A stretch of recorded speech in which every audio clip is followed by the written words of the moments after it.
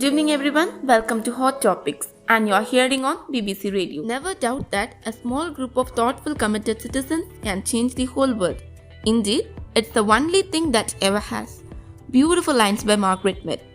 An initiative step of every citizen can change the whole world. Really, here I would like to invite our expert scientist, Ms. Aditi. Welcome you, ma'am. Good evening. Nice to meet you. First, thank you, ma'am, for sharing your precious time with us, and also congratulations on PSLV C51 launch. In the time of COVID-19, and also very much excited to know about PSLV. Give more brief about PSLV. Yeah, it's not a victory of ISRO, it's a victory of a whole nation. PSLV C51. This was a 78th launch mission from Sriharikota, and it was the first satellite designed by Brazil. Oh, it was 70th launch mission. It's interesting. Share some of your experience which you and your teammates faced while launching this mission.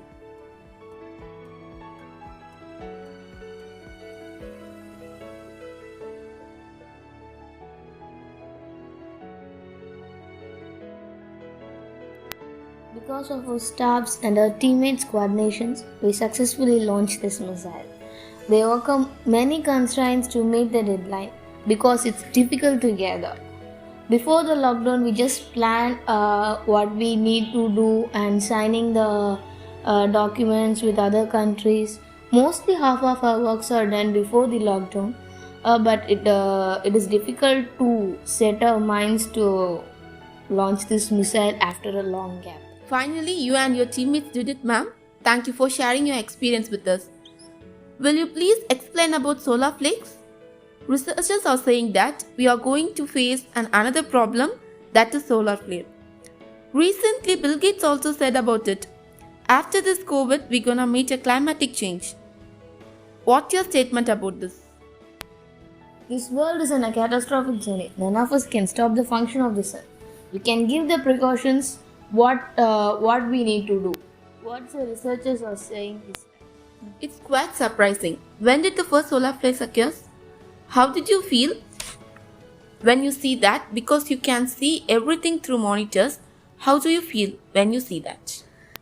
It happens in April 2001. I was new to the space station. I don't know why people are too weird. The people in the space stations was worried and nervous, very nervous. I don't know what else to do. But luckily that day Earth is not affected by the solar flare.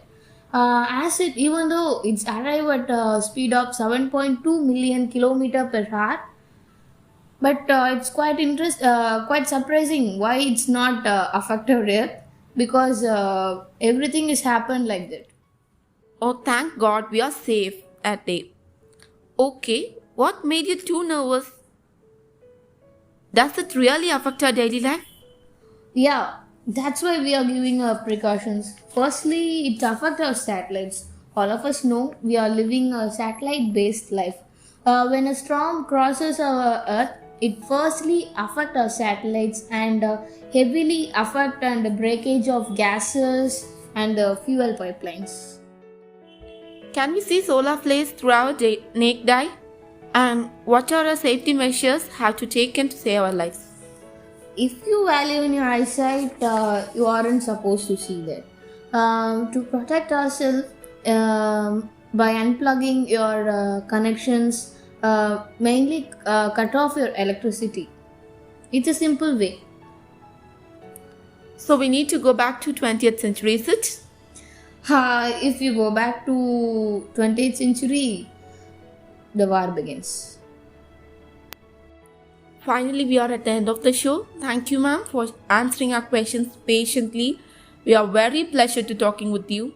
It was pleasure answering your questions. Thank you, ma'am. Thank you. Well, it's time to wrap up the show. See you next week on another interesting topic. Until that, signing off from Shalomi. Have a great week.